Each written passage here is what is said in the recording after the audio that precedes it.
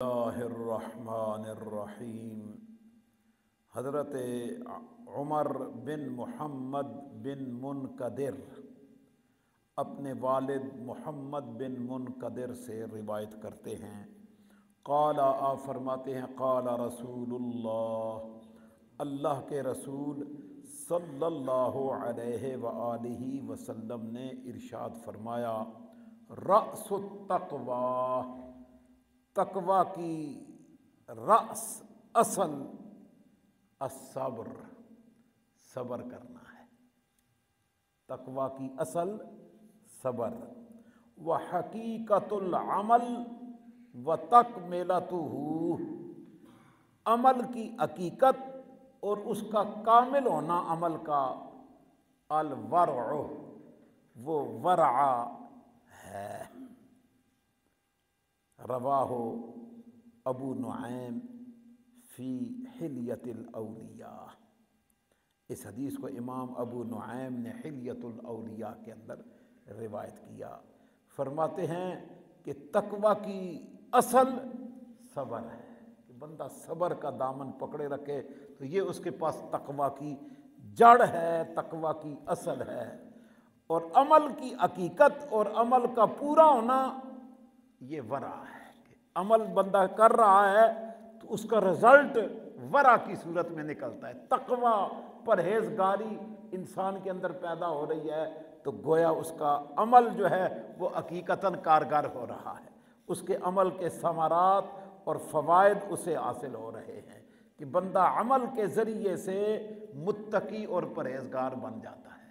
تو یہ فرمایا کہ عمل کی حقیقت اور عمل کا پورا ہونا یہ ورع کے ساتھ ہے۔ اگلی روایت حضرت سعید بن مسیب، مشہور تابعی ہیں رضی اللہ عنہ، آپ فرماتے ہیں قال رسول اللہ، اللہ کے رسول صلی اللہ علیہ وآلہ وسلم نے روایت کیا، یہ حدیث مرسل ہے۔ فرماتے ہیں کہ رسول اللہ صلی اللہ علیہ وسلم نے فرمایا، حدود الاسلام، اسلام کی حدیں، المحیطۃ بہ، جو اسلام کا احاطہ کیے ہوئے ہیں، گھیرے ہوئے ہیں، اربعۃ، چار ہیں۔ اسلام کی حدیں چار ہیں، کون کون سی؟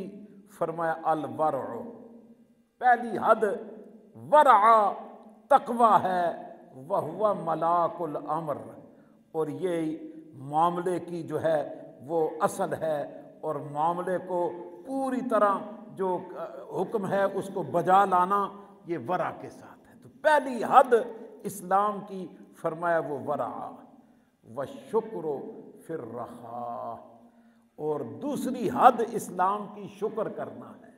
اللہ جب آسانیاں عطا فرمائے تو بندہ شکر گزار بن جائے رب کا، اس کی ہر نعمت پر، اس کی ہر عطا پر، ہر مہربانی پر وہ اللہ کا شکر ادا کرے۔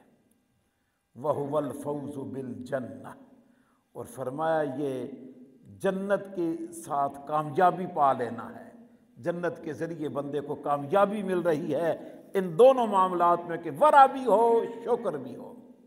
تیسری اسلام کی حد بیان کی، الصبر علی الشدہ، شدت پر، مصائب و آلام، تکالیف، بیماریاں، پریشانیاں، صبر کرنا، صبر کرنا، الصبر علی الشدہ، شدت پر، تکالیف پر صبر کرنا، وَهُوَ النَّجَاةُ مِنَ النَّارِ، فرمایا یہی جہنم سے نجات پانا ہے، کہ بندہ مصیبتوں، پریشانیوں، تکلیفوں میں گھرا ہوا صبر کر رہا ہو، صبر میں ہو۔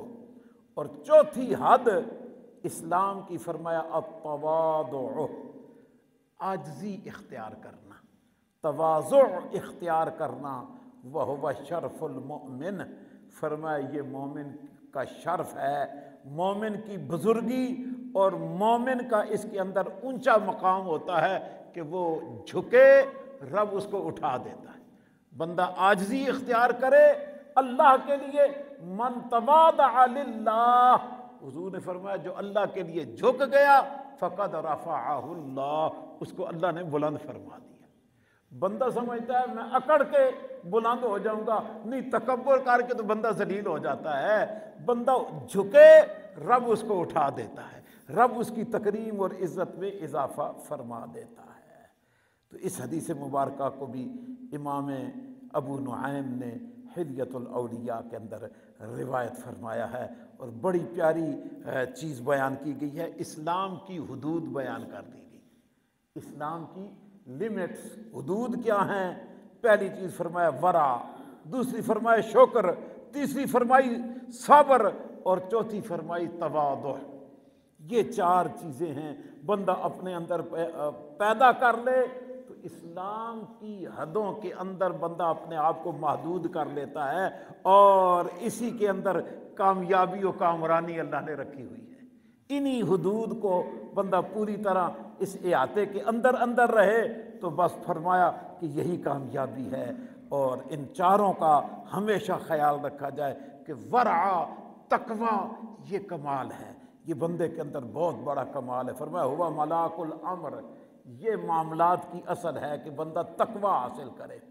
قرآن نے ہر کام پہ ہمیں تقویٰ کی تعلیم دی ہے، ہر کام پر۔